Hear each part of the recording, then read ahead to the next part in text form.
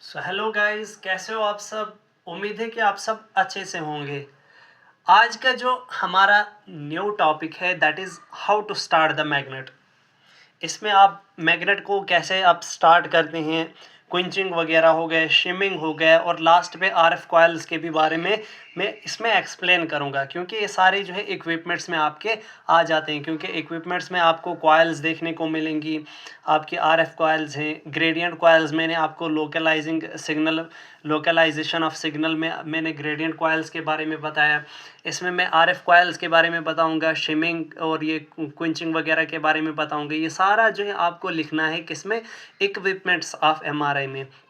तो अब सबसे पहले जो है एमआरआई को हमने ये जो मैग्नेट होता है एमआरआई मैग्नेट, उसको स्टार्ट करना है। तो स्टार्ट कैसे करना है, जब भी आप क्या करोगे एमआरआई को स्टार्ट करोगे, जो एमआरआई मैग्नेट है उसको स्टार्ट करोगे फर्स्ट टाइम के लिए, सबसे पहले जो है आपको कुछ करना पड़ेगा। सबसे पहले जो कॉयल होती है, क्योंकि कॉयल से प्रोड्यूस होती है मैग्नेटिक फील्ड, जो उस कॉयल को आपको सुपर कंडक्टिंग बनाना है, और वो हमारे पास क्या होती है, सुपर कंडक्टिंग कॉयल होती है। अब इस कॉयल को हमने क्या करना पड़ता है, कूल करना पड़ता है। कितने डिग्री तक, -269 डिग्री सेल्सियस तक। अब उसको कौन कूल करवाता है, हमारा लिक्विड हीलियम। कौन, लिक्विड हीलियम। और लिक्विड नाइट्रोजन क्यों, लिक्विड नाइट्रोजन जो है यहाँ पे जो है यूज होता है तो reduce the evaporation of the helium. Means के हीलियम को एवोपरेट होने से बचाता कौन है, नाइट्रोजन। और जो कॉयल को कूल करता है वो कौन करता है, हीलियम। अब दूसरा स्टेप आता है इसमें रैंपिंग। अब हमने जो है कॉयल को कूल तो कर दिया -269 डिग्री सेल्सियस तक, और जो हमारे पास है दैट इज 4 केल्विन। अब हमने क्या करना है, रैंपिंग करवानी है। मीन्स के इस कॉयल से हमें प्रोड्यूस करवाना है क्या, मैग्नेटिक फील्ड। अब हम क्या करवाएंगे, रैंपिंग। रैंपिंग हो गया जब आप क्या करोगे, इस कॉयल में से करंट पास करवाओगे। क्या करोगे आप, करंट इसको दोगे, करंट पास करवाओगे, ताकि मैग्नेट को क्या मिलेगी, एनर्जी मिलेगी। तो एनर्जाइज द मैग्नेट, ताकि ये जो कॉयल है वो क्या करे, एज मैग्नेट, मतलब क्या करे, वो एज मैग्नेट काम करे, और हमारे पास बी नॉट हो गए मैग्नेटिक फील्ड, और हमारे पास मैग्नेटिक फील्ड जो है प्रोड्यूस करे। अब हमारे पास जब ये करंट एक डिज़ायर्ड लेवल तक पहुंच जाती है, मीन्स कि हमारे पास एक जो है डिज़ायर एक लेवल चाहिए होता है। मान के चलिए वो लेवल हमारे पास जो है दैट इज़ 100 kV, इतनी वोल्ट अगर आपकी फॉर एग्जाम्पल मान के चलिए, इतना तो नहीं होती है, 100 किलो वोल्टेज जब हमारे पास इतनी जो है करंट आपके पहुंच जाती है, इतनी वोल्टेज जब आपकी आ जाती है, जब आपकी करंट जो है सफिशेंट हो जाती है, तब हम क्या करते हैं, इस पावर को जो है, इस पावर को हम ऑफ करते हैं। क्या करते हैं, पावर को, जो पावर सप्लाई है उसको ऑफ कर देते हैं। अब ऑफ करने के बाद ये करंट लेकिन कंटिन्यू चलेगी इस कॉइल में। क्यों, क्योंकि ये तब तक चलेगी कॉइल के अंदर करंट। अब इसको करंट की ज़रूरत नहीं है, इसको तब तक करंट जो है चलती रहेगी जब तक जो है कॉइल के अंदर टेम्परेचर रहेगा बिलो -269 डिग्री सेल्सियस। मीन्स एक बार आपने इसको क्या किया, एक करंट जो है इसके, ये जो करंट अंदर रही है, ये करंट जब एक डिज़ायर्ड लेवल तक पहुंच गई, तो आपने क्या किया, पावर को ऑफ किया। लेकिन फिर उसकी वजह से क्या हो गया, करंट लेकिन यहाँ कंटिन्यू क्या करेगी, सर्कुलेट करेगी इस कॉइल में। लेकिन कब तक वो कॉइल में करंट चलती रहेगी, जब तक आपका टेम्परेचर रहेगा बिलो -269 डिग्री सेल्सियस। जब आपका टेम्परेचर ऊपर चला जाएगा तो ये जो है करंट भी नीचे नीचे कम होती जाएगी। फिर अब इसमें देखते हैं हम क्विंचिंग क्या होता है या क्विंच क्या होता है। हमारे पास एमआरआई में बटन एक होता है दैट इज़ क्विंच बटन, उसका फंक्शन भी हम देखेंगे। तो वो क्यों बटन दबाते हैं हम। क्विंच हो गया डिस्चार्ज और loss of magnetic field. Means कि हम क्या करते हैं, यहाँ पे लॉस करवाते हैं। यहाँ पे या तो खुद हो जाता है या तो हम करवाते हैं, क्या, इस मैग्नेटिक फील्ड को लॉस करवाते हैं। डिस्चार्ज और loss of magnetic field is known as quenching. और वो क्यों करवाते हैं हम अपनी मर्जी से लॉस, वो आगे मैं बताऊँगा फिर। अब इसका कॉज क्या होता है, इसका कॉज होता है रेजिस्टेंस। क्या होता है, इसका कॉज होता है रेजिस्टेंस। जब आपके क्या करते हैं, ये जो क्रायोजन कम हो जाते हैं तो रेजिस्टेंस क्या होता है, रेजिस्टेंस बढ़ता है। मैंने बोला था कि लो टेम्परेचर पे क्या करता है, रेजिस्टेंस कम होता है, लेकिन जब टेम्परेचर बढ़ता है तो रेजिस्टेंस जो है वो क्या होता है, इंक्रीज होता है। तो जब रेजिस्टेंस बढ़ेगा तो हीट भी यहाँ पे बढ़ेगी, और उस हीट की वजह से क्या होगा, यहाँ पे हमारा जो क्रायोजन है वो इवापरेट हो जाएगा। उसको जब हीट मिलेगी तो वो इवापरेट हो जाएगा। तो अब क्रायोजन का फंक्शन क्या था, ताकि वो इसको जो है एक कूल करके रखे, उसको सुपर कंडक्टिंग बनाए। जब ये सुपर कंडक्टिंग बनती थी कॉयल, तब हमारे पास मैग्नेटिक फील्ड भी अच्छी मिलती थी। लेकिन जब हमारे क्रायोजन एवापरेट हो जाएंगे, हमारा टेम्परेचर कॉयल का बढ़ेगा, तो मैग्नेटिक फील्ड भी क्या होगी, डिक्रीज हो जाएगी, उसकी क्वालिटी अच्छी नहीं मिलेगी। अब मैंने बोला था कि मैं यूज़ बताऊंगा कि हम खुद क्यों वो कुछ बटन जो है दबाते हैं, उसको इसलिए ताकि हम पेशेंट को जो है सेव कर सकें। किससे सेव कर सकें, क्योंकि कभी कभी क्या होता है, गलतियों की वजह से कोई ऐसे भी वर्कर्स होते हैं जिनको पता नहीं होता है एमआरआई के बारे में, तो वो जो है ऑक्सीजन सिलेंडर बाय मिस्टेक ले जाते हैं एमआरआई रूम में या व्हील चेयर। तो ये क्या करता है, डायरेक्ट चिपक जाती है मशीन के साथ। तो अंदर तो पेशेंट होता है, उसको बचाने के लिए हम ये बटन दबाते हैं, ताकि सारी जो गैस है यहाँ से क्या होता है, हीलियम सारा लॉस हो जाता है। क्या हो जाता है, हीलियम जब लॉस हो जाता है, सारा का सारा हीलियम हमारा क्या होता है, रिलीज हो जाता है, जिसकी वजह से जो ये कॉयल कूल रहती थी, जो उसको मैग्नेटिक फील्ड प्रोड्यूस करती थी, अब वो कॉयल कूल नहीं रहेगी। तो जब ये कूल नहीं रहेगी, हीलियम नहीं रहेगा, तो हमारी मैग्नेटिक फील्ड भी लॉस हो जाएगी। तो वहाँ पे मैग्नेटिक फील्ड नहीं रहती है और वो ऑक्सीजन सिलेंडर फिर नीचे गिर जाता है।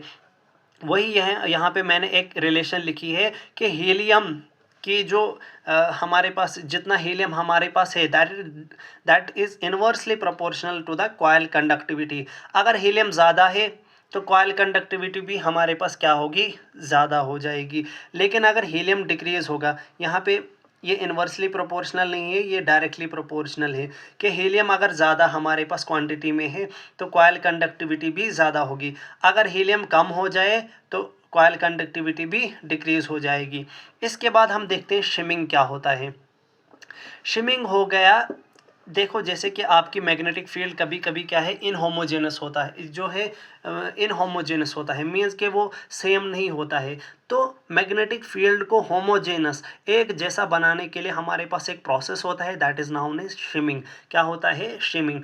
अब शिमिंग हम कर सकते हैं, या तो एक्टिव शिमिंग होता है या तो पेसिव शिमिंग होता है। दो प्रोसेसेस होते हैं इसके, एक्टिव शिमिंग और पेसिव शिमिंग। एक्टिव में हमारे पास क्या करते हैं हम, हमारे पास जो ग्रेडियंट कॉइल्स होती हैं, मैंने आपको बोला था ग्रेडियंट कॉइल्स भी हमारे पास प्रेजेंट होती हैं, जिनका जो क्या करती हैं, मैग्नेटिक फील्ड प्रोड्यूस करती हैं 3 डायरेक्शन में, एक्स वाई और जेड डायरेक्शन में, with different magnetic field strength.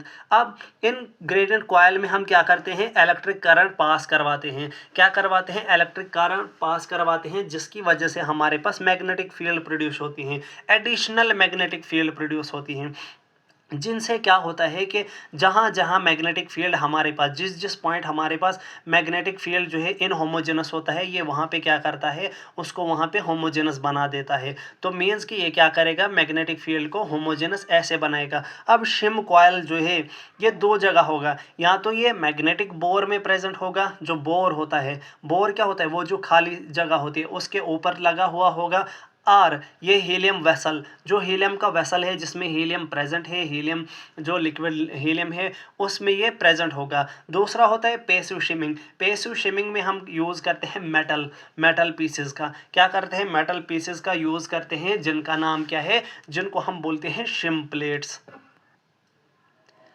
अब जो है इसके बाद आता है हमारा एक शील्डिंग। शील्डिंग क्या होता है, शील्ड करना, कवर करना। शील्ड का मतलब होता है कवर करना, और शील्डिंग क्या होगा, एक ऐसा प्रोसेस जिसमें हम किसी चीज़ को कवर करेंगे। अब ये कवर करने का मतलब क्या है, वही हम देखेंगे। सबसे पहले आपको याद रखना है कि आउटसाइड द मैग्नेटिक फील्ड, जो मैग्नेटिक फील्ड बाहर साइड होगी किसके, जो बोर ऑफ मैग्नेट है, जो मैग्नेट मशीन होती है उसके बाहर जो मैग्नेटिक फील्ड जाएगी, क्या जो उससे बाहर जाएगी उसको हम बोलते हैं फ्रिंज फील्ड। उसको क्या बोलते हैं, fringe field. The magnetic field outside the bore of magnet is known as fringe field, और जो अंदर प्रेजेंट होती है दैट इज द प्राइमरी और मेन मैग्नेटिक फील्ड। अब ये फ्रिंज फील्ड जो है ये क्या होती है, हार्मफुल होती है पेशेंट्स के लिए। कौन से पेशेंट्स के लिए, पेसमेकर पेशेंट्स के लिए, या जो भी आउटसाइड क्या होगा, व्हील चेयर्स होंगे वो अट्रैक्ट हो सकते हैं, लेकिन मोस्ट जो यहाँ पे खतरा है दैट इज़ पेसमेकर पेशेंट्स के लिए। अब इस चीज़ को रोकने के लिए, इस फील्ड को रोकने के लिए, ये बाहर ना चली जाए, उसके लिए हम करते हैं shielding, active shielding and passive shielding. Passive में हम क्या करते हैं, हम क्या करते हैं, जो रूम है उसको लाइनिंग करते हैं, मीन्स के उसको कवर करते हैं विद द स्टील और कॉपर से। किससे, आइदर स्टील और कॉपर। जब अब हम इससे कवर कर देते हैं तो हमारे पास एक केज जैसा बनता है, उसको हम बोलते हैं फैराडेज केज। क्या बोलते हैं, फैराडेज केज। फैराडेज केज क्या है, जब हम रूम को लाइनिंग करते हैं स्टील और कॉपर से during passive shielding, that is known as Faraday's cage. अब एक्टिव शील्डिंग में क्या करते हैं हम, एक्टिव शील्डिंग हमारे पास एक्सपेंसिव होती है, ये बहुत महंगी होती है। इसमें हम क्या करते हैं, इसमें यूज़ करते हैं हम सोलेनाइड मैग्नेट का। हम क्या करते हैं कि एडिशनल मैग्नेट लाते हैं, सोलेनाइड मैग्नेट, और इसको प्लेस करते हैं हम आउटसाइड द क्रायोजन। जो हमारे पास क्रायोजन्स होते हैं, जो हमारा हीलियम है उसके बाहर साइड से हम लगाएंगे, ताकि ये क्या करेगा, रिस्ट्रिक्ट करेगा बी नॉट। बी नॉट हो गया magnetic field to the acceptable location, means जहाँ पर ये क्या करता है, मैग्नेटिक फील्ड को क्या करता है, मान के चलिए पहले अगर शील्डिंग से पहले ये जाती थी 10 सेंटीमीटर तक ये फील्ड्स, लेकिन जब आपने शील्डिंग की, कौन सी, एक्टिव शील्डिंग, अब ये रहेंगी सिर्फ 5 सेंटीमीटर के एरिया तक ही। मीन्स 5 सेंटीमीटर एरिया तक अब रहेंगी आफ्टर एक्टिव शील्डिंग, लेकिन उससे पहले 10 सेंटीमीटर तक जा रही थी। इसका मतलब हमने क्या किया, इस मैग्नेटिक फील्ड को जो है रोका एक पर्टिकुलर एरिया तक ही। अब दूसरा इसमें हम देखते हैं आरएफ कॉइल्स, जैसे ग्रेडियंट कॉइल आया, आरएफ कॉइल आया। आज मैं आरएफ कॉइल के बारे में भी इसमें जो है एक्सप्लेन करता हूँ। आरएफ कॉइल्स को बोलते हैं रेडियो फ्रीक्वेंसी कॉइल। क्या, रेडियो फ्रीक्वेंसी कॉइल। अब रेडियो फ्रीक्वेंसी कॉइल जो है क्या होती हैं, ये जो है प्रोड्यूस करती हैं, ये क्या करते हैं, ये जो है प्रोड्यूस, ट्रांसमीटर भी होते हैं और रिसीवर भी होते हैं। ये क्या करते हैं, ट्रांसमिट करते हैं और रिसीव भी करते हैं, सिग्नल को, सिग्नल भी रिसीव करते हैं और उसको ट्रांसमिट भी करते हैं। इसलिए इसको क्या बोलते हैं, एंटीना ऑफ एमआरआई। क्या बोलते हैं, एंटीना ऑफ एमआरआई। आपके लिए बहुत इंपॉर्टेंट है, और इसके दो फंक्शंस होते हैं, ट्रांसमीटर भी है और ये रिसीवर भी है। अब इसमें जो है 3 टाइप्स हैं हमारे पास। कितनी टाइप्स है, 3 टाइप्स। एक है वॉल्यूम कॉइल, दूसरा है सरफेस कॉइल, और तीसरा जो हमारे पास है दैट इज़ फेज्ड अरे कॉइल। क्या क्या, वॉल्यूम कॉइल, सरफेस कॉइल और फेज्ड अरे कॉइल। सबसे पहले वॉल्यूम कॉइल जो है ये सराउंड करता है बॉडी को कम्प्लीटली। क्या करता है, ये बॉडी को कम्प्लीटली सराउंड करता है। जैसे कि हमारे पास बॉडी कॉइल आया, हमारे पास हेड कॉइल आया। हेड कॉइल जो हमारा हेलमेट जैसा होता है। अब सरफेस कॉइल क्या होता है, सरफेस कॉइल जो है हमारे पास समाल होती है। क्या होती है, समाल होती है। आइदर ये फ्लैट भी हो सकती है, मीन्स के हमारे पास बिल्कुल स्ट्रेट हो सकती है, आइदर कर्व्ड भी हो सकती है। या तो ये फ्लैट होगी या तो ये कर्व्ड फॉर्म में होगी, सी शेप्ड होगी। अब इसको हम कहाँ पे प्लेस करते हैं, इसको डायरेक्टली, ये जो है डायरेक्टली हम नहीं लगाते हैं बॉडी पे। जब आप इसको सर के ऊपर लगाते हो तो बीच में गैप रहता है, ये सर के साथ टच में नहीं रहता है। लेकिन ये वाली कॉइल्स जो है ये डायरेक्टली जो है पेशेंट के बॉडी के साथ लगता है। मान के चलिए ये मेरा हाथ जो है ये सरफेस कॉइल है और ये जो है मेरी बॉडी है। अब ये डायरेक्ट जो है इसके साथ, बिल्कुल इसके साथ जो है चिपक कर होती है। कौन सी, सरफेस कॉइल। ये समाल होती है, फ्लैट होती है और कर्व्ड होती है, और डायरेक्टली प्लेस होती है ओवर आरओआई। आरओआई हो गए रीजन ऑफ इंटरेस्ट, जो भी हमारे पास जिस भी बॉडी का हमें स्कैन करना होगा। अब ये जो सरफेस कॉइल होती हैं फ्लेक्सिबल होती हैं। क्या होती हैं, फ्लेक्सिबल होती हैं। इनको आप ऐसे भी मोड़ सकते हो।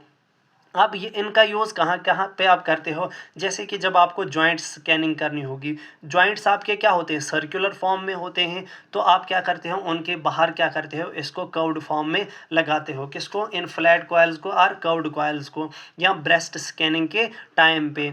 अब इसके बाद थर्ड वाला है फेज्ड अरे कॉइल। व्हाट इज़ फेज्ड अरे कॉइल, फेज्ड अरे कॉइल में हमारे पास जो है ये हमारे पास टाइप ऑफ सरफेस कॉइल ही है।